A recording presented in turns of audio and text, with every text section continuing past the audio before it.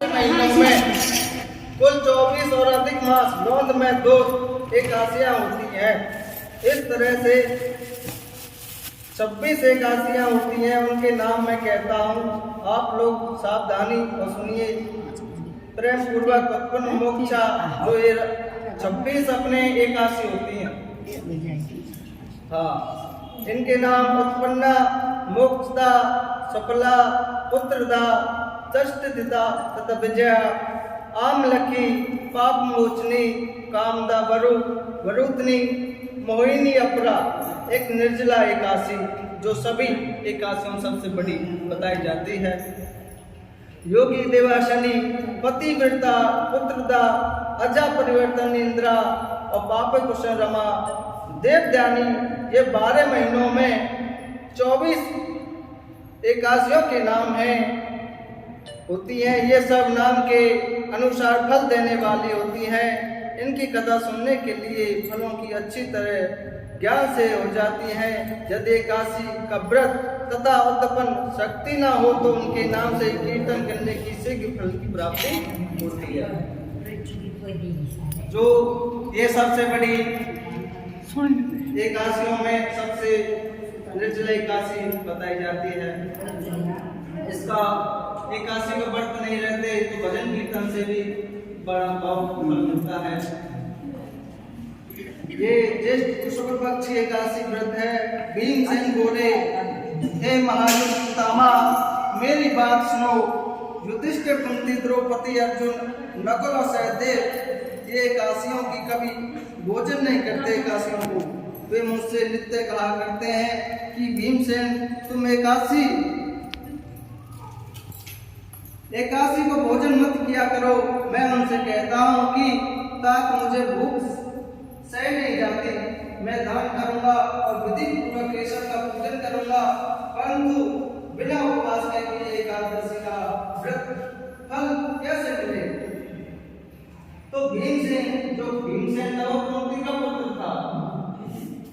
भीमसेन का वचन सुनकर व्यास जी बोले, जो तुमको स्वर्ग अत्यंत प्रिय है और नरक बुरा मालूम होता है, तो दोनों पक्षियों एकादशियों को भोजन नहीं करना चाहिए। पक्षों की भीमसेन बोलते हैं, महायुद्ध एक बार भोजन करने से भी मुझे नहीं रहा जाता। भीमसेन कहते हैं कि मुझे व्रत करने में नहीं रहा जाता, मुझे भूख ज्यादा लगे तो मुझसे नहीं रहा जाता कि फिर मैं उपवास कैसे करूंगा। हे महामुनि, व्रत नाम से अग्नि सदा मेरे पेट में रहता है। जब मैं बहुत सा अन्न खाऊं तब वह साथ होता है। और महामुनि ने, मैं एक उपवास कर चाहता हूँ कि जिससे स्वर्ग मिल जाए। उस एक व्रत को मैं विधि पूर्वक करूंगा। इसके लिए निश्चय करके एक व्रत बताइए जिससे मेरा कल्याण हो। व्यास जी बोले, हे नारद मुनि, हे शिष्य, तुमने मानव धर्म और वैदिक धर्म सुने हैं, परंतु कल युग में उन धर्मों करने की शक्ति मनुष्यों में नहीं है। सरल उपाय, थोड़े धन और कम परिश्रम से महाफल प्राप्त होने की विधि मैं तुमसे कहता हूँ, जो कि सब पुराणों में का एक सार है। जो दोनों पक्ष की एकादशी का व्रत करता है वे नरक में नहीं जाता। व्यास जी का वचन सुनकर भीमसेन पीपल के पत्ते की तरह कांपने लगे और डर कर बोले, हे पितामह, मैं क्या करूं? मैं उपवास नहीं कर सकता। इसलिए हे प्रभु, बहुत फलदायक एक ही व्रत मुझसे कहिए। व्यास जी बोले, वृष व मिथुन के सूर्य ज्येष्ठ मास के शुक्ल पक्ष की जो एकादशी है उसका यत्न पूर्वक निर्जल उपवास करना चाहिए। स्नान और आचमन में जल का निषेध नहीं है। मां से वह स्वर्ण का दाना जिससे डूब जाए उतना ही जल आचमन करने के लिए कहा गया है, वही शरीर के पवित्र करने वाला है। गौ के कान की तरह हाथ करके मां से भर जल पीना चाहिए। उसे थोड़ा या अधिक जल पीने से मदिरा पान के समान होता है। और कुछ ना खाएं, नहीं तो व्रत भंग हो जाता है। एकादशी के सूर्य से दूसरे दिन के सूर्य तक जल पान ना करें। ऐसा करने से 12 महीनों की एकादशी का फल उसके बिना यत्न से मिल जाता है। फिर द्वादशी के सवेरे निर्मल जल से मैं स्नान करके ब्राह्मण को जल और स्वर्ण बोलते हैं सोना दान करें। फिर व्रत करने वाला तृप्त होकर ब्राह्मणों सहित भोजन करें। हे भीमसेन, इस प्रकार व्रत करने से जो पुण्य होता है उसको सुनो। साल भर में जितनी एकादशियां होती हैं उनका फल एकादशी का व्रत करने से मिल जाता है, इसमें संदेह नहीं है। शंख चक्र गदाधारी कृष्ण भगवान ने मुझसे कहा कि सब धर्मों को छोड़कर मेरी शरण में आओ। एकादशी को निहार कर रहने से मनुष्य सब पापों से छूट जाता है। कलयुग में द्रव्य दानव से शुद्धि नहीं है, स्मार्ट संस्कार से भी सतगति नहीं होती है। इस दुष्ट कलयुग में वैदिक धर्म भी कहा है। हे वायुपुत्र, बार बार विशेष क्या कहूँ, दोनों पक्ष की एकादशी में भोजन न करें। ज्येष्ठ के शुक्ल पक्ष की एकादशी में जल भी वर्जित है, जो निर्जला उसमें जल भी पीना वर्जित है, रोग मना। एकादशी में जल भी वर्जित है।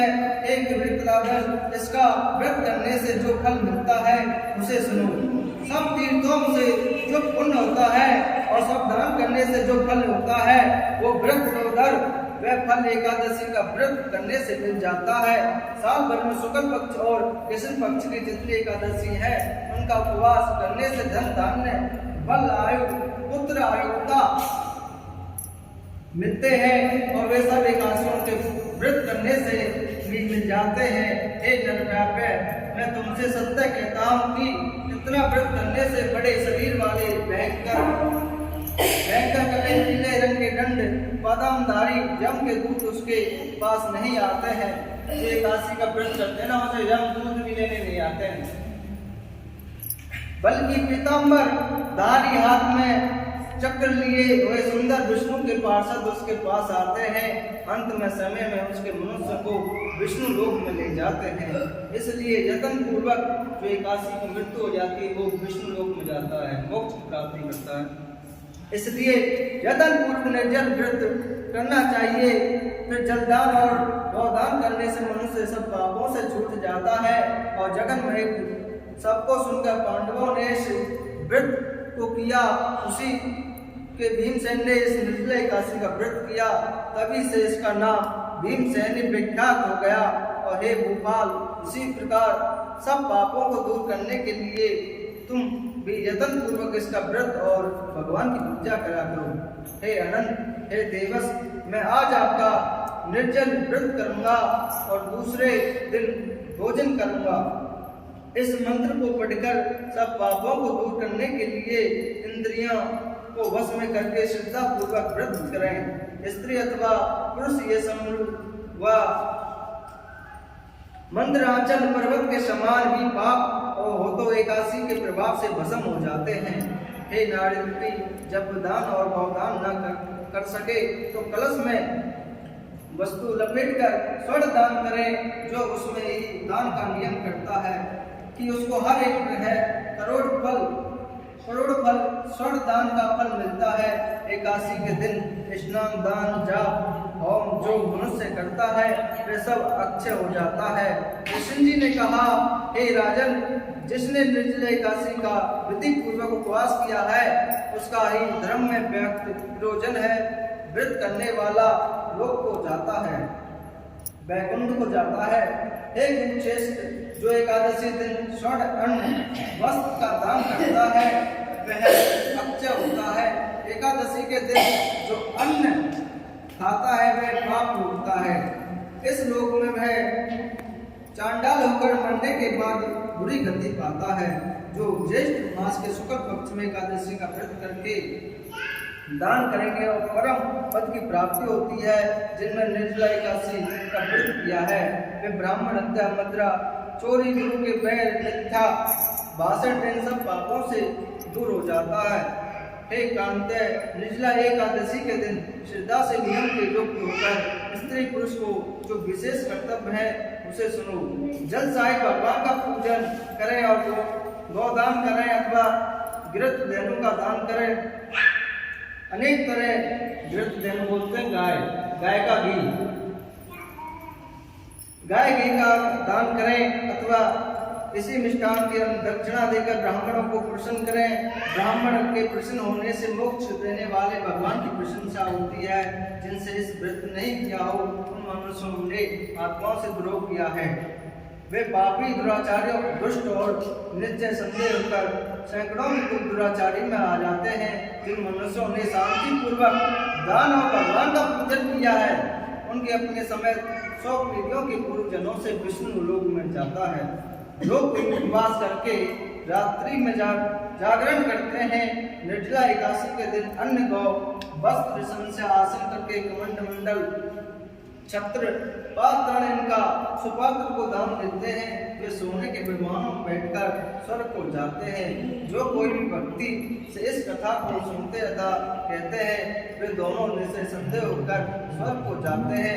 मनुष्य सूर्य ग्रहण के श्राद्ध करने से जो फल मिलता है वे उसके सुनने वालों को मिलता है। दातुन करके इसका नियम करें। मैं केशव भगवती का प्रसन्न करने के लिए आचमन के शिवा एकादशी के व्रत में दूसरा जल ग्रहण नहीं करूंगा। इस व्रत प्रकाश नियम करना चाहिए। द्वादशी के दिन गंध पुष्प जल और दीप से देवताओं का ईश्वर का वामन रूपी पूजन करना चाहिए। विधि पूर्वक पूजन करके मंत्र का उच्चारण करना चाहिए। मंत्र कौन सा हो? एकादशी वाला मेरा कौन सा है? फिर के बाधा तैयार करने का उसका मंत्र एकादशी का ओम नमो भगवते वासुदेवाय मेरा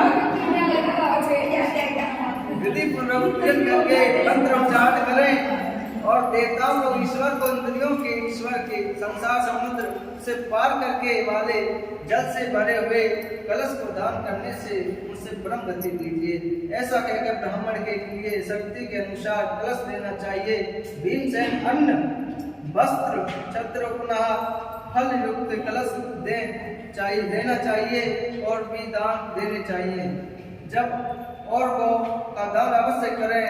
फिर ब्राह्मणों को भोजन कराएं और मौन से आप भूमि भोजन करें।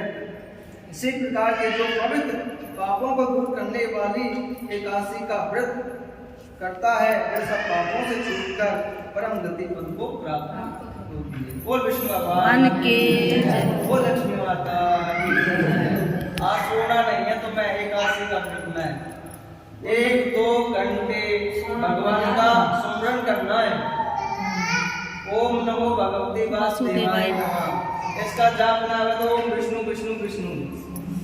जे मन में अगर काम नहीं करे ना तब भी रटना ही। जितना रटोगे उतना ही फल प्राप्ति तुमको होगी। बोल विष्णु भगवान की जय। विष्णु भगवान से यही प्रकट करनी है, दुख प्रकट करना अपना दुख प्रकट क्यों करे आपा? मेरा तो सही भगवान है